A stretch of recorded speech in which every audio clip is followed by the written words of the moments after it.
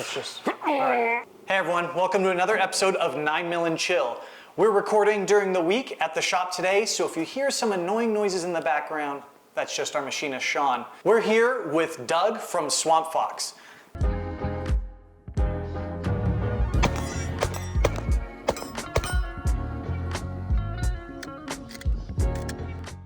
Doug, how you doing? I'm good, how are you? Obviously, we love having you. You were actually one of the first guests that we ever had because I interviewed you during the NTOA range event. Yep. I'm here with the boys from Swampfox, Doug specifically. So Doug, let's talk about you a little bit. Yeah. So first and foremost, obviously, where are you from? Denver, Colorado, born and raised. Oh, you're a native, okay, Yeah. born and raised. So how do you feel about the influx of Californians? You're gonna do that thing to me. I am gonna do that thing. Well, I ask because I am unfortunately from California. I get why people move here. Like, it's a beautiful state. Like, bar none. I just went the last weekend at Aspen with my wife, and it's gorgeous, dude. Just leave your politics wherever you came from. So Yeah. I know you personally, so I know that's not the problem here. Yeah, but, I mean, Kamala, 24, right? Yeah, it's this idea of like importing your life wherever you go. Yeah. I just had this conversation with my sister. She is currently living in Japan. Her husband is in the Navy, Yeah. and so they're stationed in Okinawa. She said, oh, we're on our way to IKEA. It's an hour and 40 minutes from here is the closest one. I'm like, why are you buying Swedish furniture for your American home in Japan? Yeah, Go exactly. get Japanese furniture. Yeah, Like, exactly. live the life of the people. Anyway, okay, so born and raised. Yep. What's kind of the lineage of goo goo gaga to taking pictures of guns? And also, how many Douglases have been in your family?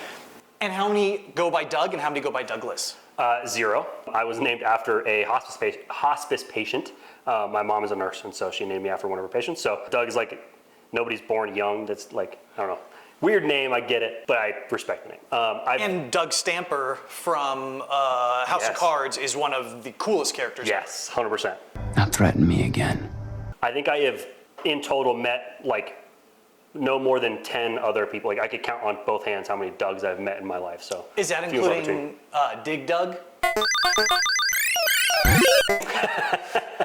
No. Okay, well, he's always underground, so It's true. that makes sense. You It's haven't true. met. Okay. I always say, like, when people are like, you know, what's your name, or like Starbucks or whatever, I'm like, Doug, like the dog from Up. That's why I tell people all the time. Oh, and they're like, yeah. oh, and sometimes they spell it the same way too. Okay. Just D-U-G, which I get it. Sorry, I keep asking you questions and then talking about me. So I had this idea a long time ago for a show called Seeing Eye Doug. About a blind man with a seeing eye dog, but the dog is actually a man with mental issues that thinks he's a dog.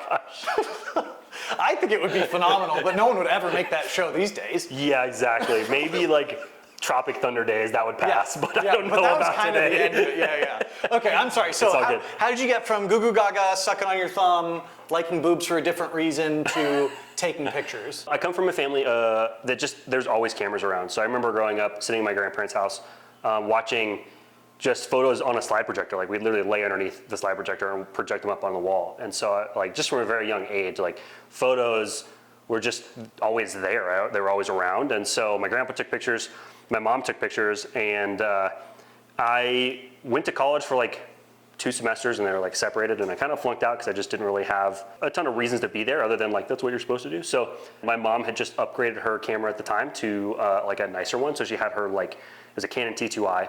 And I was like, hey, can I like borrow your old camera now that you have a new one? And she was like, yeah, like, but it's a nice camera, and it is still like a baller camera. I'd still use it today, honestly. It's broken though.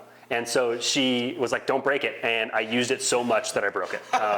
And so I learned on that camera, and that was kind of the start of my journey taking pictures.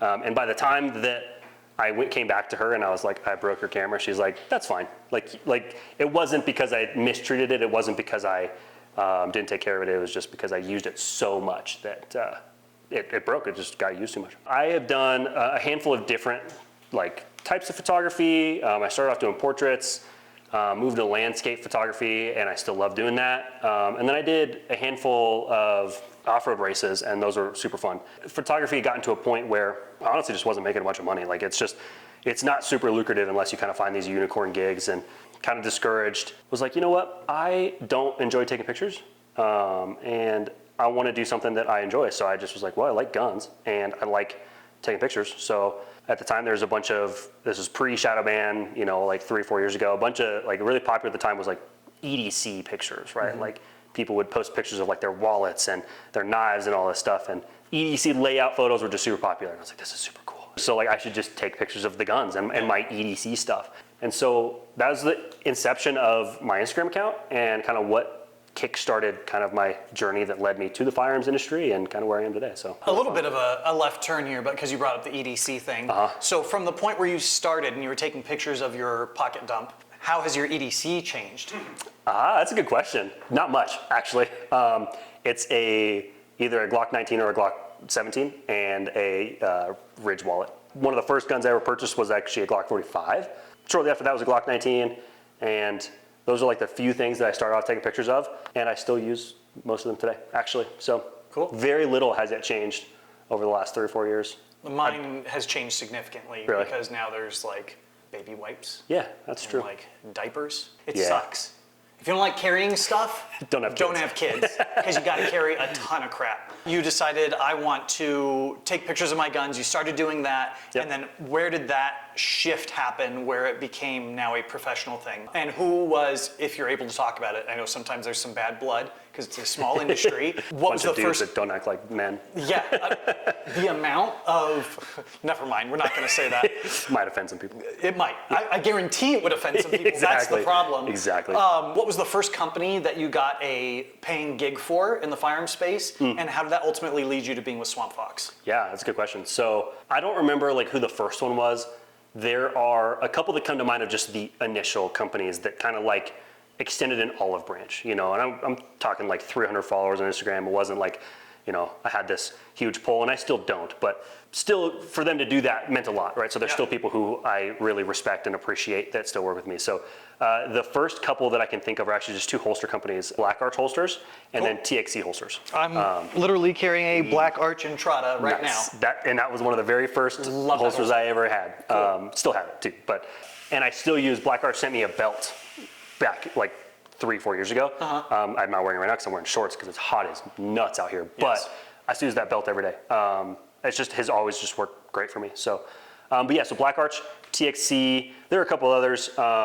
Were some of the first people that like just extended olive branch and are still just phenomenal people that I just love now. Like they're now people I get to call friends. So that's just such a cool full circle thing. Yeah. Now, how did they reach out to you? Just Instagram. Okay. Just DMs. Yeah, basically, like, Yep. that is just the way things are now. Exactly. Like, I don't even know how many people we know that don't really even know their name. Yeah, no, Or exactly. we know their name, but we just call them their handle. Exactly. right? Yeah, yeah. Like, remember, the alter egos. Yep, there's Yep. like that dork in high school that gave himself a nickname. You're like, you can't do that. And now we literally have done that as a collection in the world. Exactly. Everyone's just known as the name they gave themselves. 100%. A little bit later on, after the initial inception, there was actually I believe the first time. So there's an event. It's coming up, by the way, the next one, Rocky Mountain Range Day. Right here, Yeah. if I remember. I'm Yeah. not gonna remember. Well, it's actually we should talk about that. Let's segue. Yeah, all right, perfect segue, seamless. exactly. All right, go ahead. I think this was 2022. No, it must Yeah. have been 2021. That's the first time I met you. Yes. Before we were Okay. yeah. This Because I was went to the last one, but not that one. So it had Correct. to have been 22. What, it's 2024, right? Yeah. Yeah, we're gonna have to cut all this out. I'm so sorry. Swampfox, I found out they were a local company because they were advertising this event called Rocky Mountain Range Day, right? And I'm like, holy crap, like that's Colorado. I live in Colorado. So I reached out and was like, hey, like I'd love to come to this, right? It sounds like super fun and it's in my backyard, right? And so they invited me out to go to Rocky Mountain Range Day. This was 2022, September 2022. And that was kind of the first time I got to meet anybody at Swampfox. I got to meet Bronson. I got to meet a handful of people like in the industry that I'm now still friends with today, which is super cool. And that was my first kind of like introduction to the company. I ended up working with them a little bit back and forth. They gave me some optics, took some pictures for them. January 2023, they reached out and were like, hey, like, what are you doing like, these 4 days? And I'm like, I don't know, I think that might be like SHOT Show. I've heard of this thing called SHOT Show. And I was like, I don't think anything. And they're like, hey, well, we have extra passes for SHOT Show and we'd love to invite you. And if you don't know this, like SHOT Show is an industry exclusive event.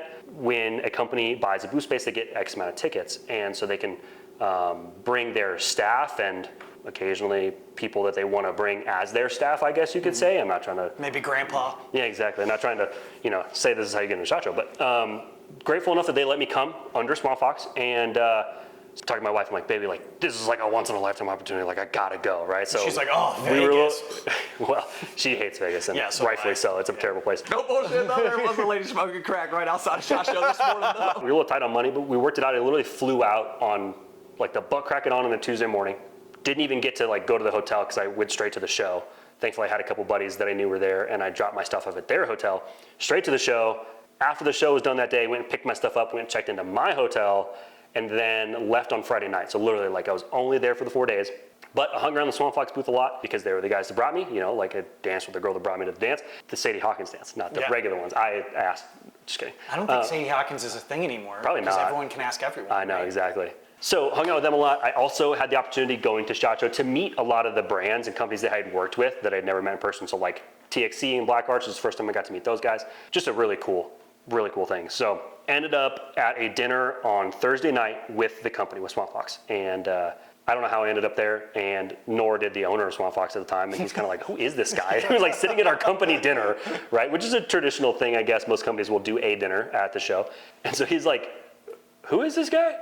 And I'm kind of like, crap, you know? And they're like, no, this is Doug. And he takes pictures, and he does a really good job. So we asked him to come out. So he's like, well, why doesn't he like work for us? Like, yeah, why don't That's I work a good for question. you? I'm just saying. So he's like, so push came to shove. A couple conversations happened a couple weeks after we got back from the show. And I'm just super like thankful, ultimately. Like, if there's anything to take away from my story, I'm just thankful for the opportunities that were afforded to me and how it all worked out, because I love what I get to do, and essentially got back and went on part-time first, and then got brought on full-time a little bit after that. I'm just incredibly thankful. I get to meet some cool dudes like you. There's an important distinction here that I think a lot of people get confused about. I mean, if you've seen any of his stuff, you know that there's a lot of skill there. And one of the things that frustrates me is when people say, oh, you're so talented, you're so lucky. This isn't luck. This is a lot of time and hard work. Mm-hmm. So yes, you should be grateful that happened, but you made it happen. Well, so I appreciate congratulations on breaking into a pretty difficult industry to get into. I assume that because you're at Swampfox, you become more familiar with swamps. What would you say is your favorite swamp animal? Shrek. Shrek, that is a great answer. Now, I would probably go for Fiona just because I tend to like the fairer sex. That's true. But if you're into like big ogre dudes, that's fine with me. You seen him? That's true. And he has layers, you know? Exactly, yeah, like layers. You mentioned Rocky Mountain Range Day. Yep. Is there going to be another one this year? There is, yep. So we had one last year, and we're doing it again this year. It's October 25th, 26th. We're going to have a consumer day, which is going to be fantastic. So we're going to invite people out, and everybody will be able to buy tickets and come. It's going to be down at the Dragonman's Range in the Springs. Cool. I am expecting both of you to be there, so well, obviously you have to be. You know, I'll be sad if you don't. I'll be sad too. I'll just go home. It's going to be really fun. It's going to be bigger and better than the past couple have been. Can you quantify better?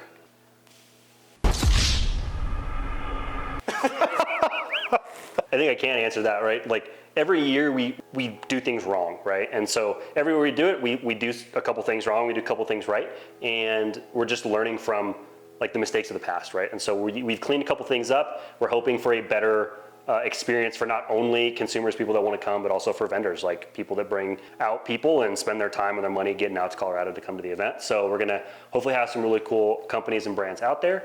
And it's machine guns. Like, what's not fun about shooting machine guns?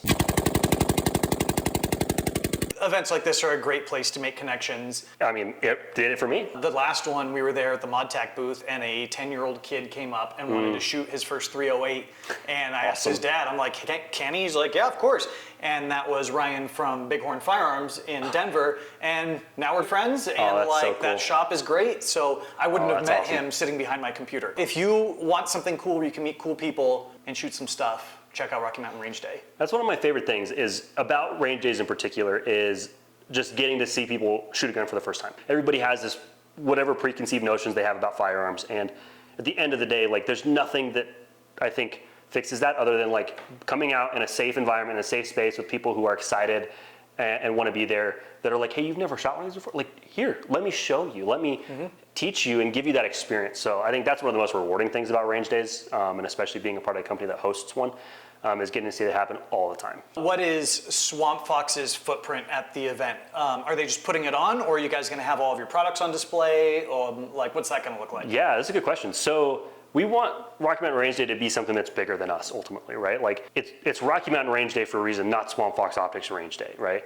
It's about Colorado. It's about Colorado companies coming together. Let's hang out in a beautiful location in a beautiful state, shoot some guns and have a good time. We obviously put it on. We're partnering with Dragonmans to do that. And so I guess you could call us like, I guess, a primary sponsor. I'm not really sure the terminology that you'd apply to what we do other than like trying to facilitate the whole thing. We do want it to be an event that is not about Swampfox Optics. Like, yeah, we're gonna have a booth and obviously we're gonna have stuff on display. We want people to come get a chance to shoot our stuff, but we're doing this for our love of the industry, for our love of community, and for the state of Colorado. So I'm hoping we're not gonna be the only optics company there. Like, that's the thing, we're gonna invite other people. Like, why wouldn't we? Yeah. It's an industry.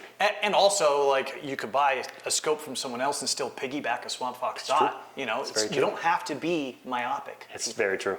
What are the 3 newest that came out, and which is your favorite of the entire lineup? Sweet. Which should I answer first? You can answer them at the same time if you can do like the double voice thing. That'd be dope. It doesn't matter. My favorite optic that we make, the Warhawk 2-10. Glass is super clear. It's the one I've also just spent the most time behind. So bar none, that is my favorite optic that we make. A second to that might be the Raider 6 MOA. It's a micro prism with an etched 6 MOA dot. So it's like good size, but it's not prone to the same like failures. Like if the dot turns off, you still have a dot. So it'd probably be my close second. But to answer your first question about the 3 most popular ones at the time. And it doesn't have to be 3. Just like, what are the ones that you're just like, this is the hotness? The hotness.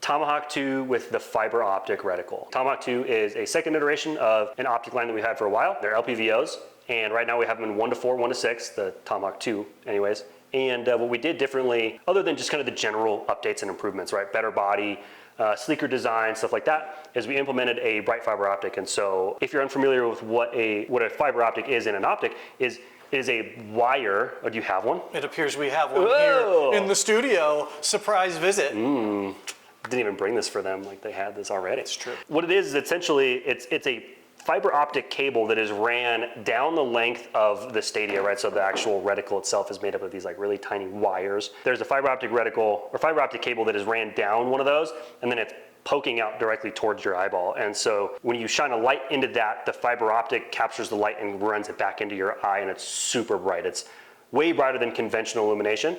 And so it's a really cool technology, and it helps with one of the main like drawbacks and complaints with low power variable optics, which is brightness at 1x. It fixes that. I mean, if you want a really bright reticle at 1x that is just nuclear bright, I mean, this is how you get it done. We also have this available in the standard illumination in amber and blue, which is fun. It's unconventional as well. Usually it's just red and green. So. And you're fine as long as you're not shooting at the sky. Correct. I would never recommend that. I wouldn't either. It's not Fallujah, but. That's true. I think the fiber optic thing is really cool too. Yeah. All of my pistols, I put fiber optic front sights on them. Yep. Same technology, that's the thing. Yep. I have a Vortex Strike Eagle 1-8, dim as my uncle that was kicked in the head by a horse. Like, I cannot see that thing. Steve's on a nice bright guy, day. dude. What the heck? He is a nice. Actually, Steve is my dad's name. How did you know? What about on the pistol side? Yeah, I was going to say actually is just Liberty and Justice 2. So those are the, again, second iterations of our pistol dots. And we had a comment on our YouTube channel the other day that's like, did you just make a Gen 2 because the first one sucked? And like, I tried to answer it like tactfully, but the truth is it's like kind of no, but also yes, right? Like to put it that way is obviously kind of abrasive, but like they needed improvement. Like there's things that we could have done better. So we're just in a stage right now where we're like, hey, like these have been working for us for a long time, but we can do it better, so we will do it better. Liberty and Justice 2 have been updated, thicker bodies, better glass. We have multi-reticles in both. So it's just a cool to see that upgrade and improvement happen and to even be able to be a small part of that. I've been running the Justice 2 a ton. The 6 MOA dot for one of the variants is not as bad as I thought it was going to be. Like I've never really used a 6 MOA dot, and that's something we chose to implement for our single dot in the Justice 2, and I've really enjoyed it. Super fast acquisition, and I'm like, well, it doesn't really cover up my target at 25 yards. So I'm not really doing much past 100, so I don't really need a 1.25 MOA dot for those real precise 150-yard pistol shots that I never take. So especially for a carry gun, like I'm more concerned with get it on the target faster. Exactly. So I like the 6. Yeah. And Liberty and Justice are also great names for anyone looking to name their. If you get those tattooed, I will give you a free optic. So, I threw myself off here. And I distracted you by No, asking no, you the that's question. fine. No, Am you're I good. allowed to ask the interviewer questions? You can ask whatever you want. fantastic. I mean, Sean Heron was here. He asked me some questions. How did you come into guns? Usually in a closet with the lights off. That's how I do it too. Long or short? It depends which angle you're looking at and if I'm laying down. Gotcha. Yeah. Thank you for that accurate description. Yes, of course. Yeah. What do you think is the next step for Swampfox? I know you probably know the next step, but how can you tell us the direction Swampfox is headed? At any given point in time, we have like at least 10 projects we're working on. And not all of them come to fruition. That's just the nature of like R&D and developing products, is sometimes they just don't pan out. It's hard to talk about some of those, and we kind of made the mistake in the past of like talking about something that we're developing, we're excited about, and then it doesn't really work out, and then people are like, why you didn't you make this promised." one thing? I can't get too deep, but we're messing around with the spheric lenses for pistol dots, which is gonna be super cool. Some enclosed stuff, Kraken upgrades potentially, so that's gonna be really fun. We are also just working on adding improvements to some of the existing lines, updating some stuff, implementing the new manufacturing processes into some of the older optics to just update them and give them better clarity, better, the ways that we align the lenses. There's like some term, it's like coaxially aligned is what I think the proper term is, but just doing that with the older stuff, because as fun as it is, and there are projects we're working on where it's like, hey, this is not something that we have currently, and it's not something that's really, hit the market yet. It's also fun to just be able to take optics that we are proud of, that we know we can make better, and then do that and make them better. I have one more for you. Yeah. If you could design the next Swampfox optic and have it be whatever you want, what would it be? The first thing that comes to mind, I had a pretty heavy hand in some of the reticle designs for an optic that we're releasing at some point in the future. Nothing really, I guess, ethereally comes to mind, because there's a couple things that I've had a pretty heavy hand in that are like, hey, I've gotten to actually play a pretty big role in some of the things, not everything. And this would purely just to shut some people up in the comments. It would be a prism sight for a pistol. They don't work. It won't work. It doesn't work, at least not with the technology we have. But I would do that just so that I could like get some people to stop asking for it in the comments. Or a holographic pistol sight. Yeah. And be like, that's what you should have done, EOTech. Exactly right. Why did you just release a regular dot? Yeah. You're How lame. EOTech. I Yeah, know. it was really lame. I don't know, I haven't shot with one. I shouldn't talk shit. No comment. All right, Doug. Well, I had a great time. Thanks for coming by and talking to us. Absolutely. Thank you all for watching. Make sure you check out the Rocky Mountain Range Day. If you don't live in Colorado, fly in. It's a good time. Enjoy yourselves. It's gonna be a blast. We're gonna have so much fun. Check out Swampfox, obviously. I will put links to all of Doug's photography stuff in the description. Whatever. It's been a long day. No, it hasn't. It's only like 11 a.m. You guys have a great day.